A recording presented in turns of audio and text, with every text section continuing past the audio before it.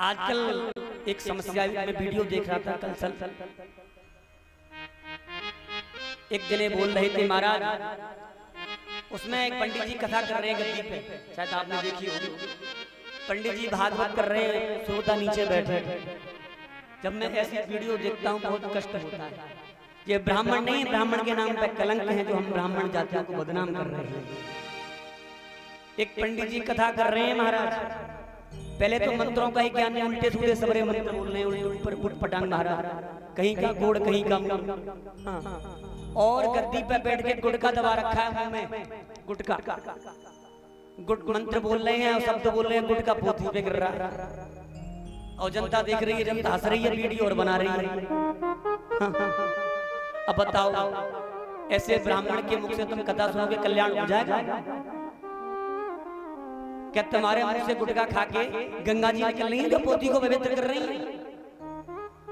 ने कहा शर्म करो ब्राह्मणों, नटकटो, तुमने ऐसी नाक कटा के रखी है हम हैं। जब तुमको गुटखा ही खाना है तो कथा के बाद खा लो, कौन मना कर रहा है? कम से कम इस पोथी की लाज तो रखो, इस गद्दी की तो मर्यादा रखो। ये भगवान की परंपरा से चली आ रही है। जब तुम अपने बाप को ही नहीं बचा पा रहे तो दूसरे की रक्षा कहां से कर दोगे?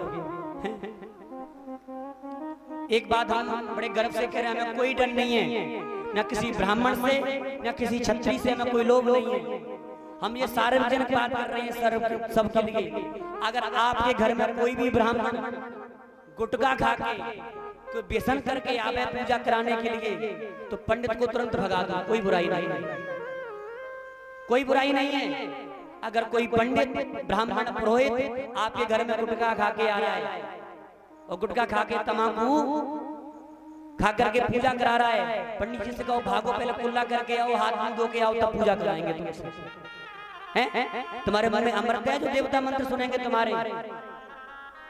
कम से कम पवित्र होकर के शुद्ध उच्चारण करो मंत्रों का, तब भगवान प्रसन्न होंगे।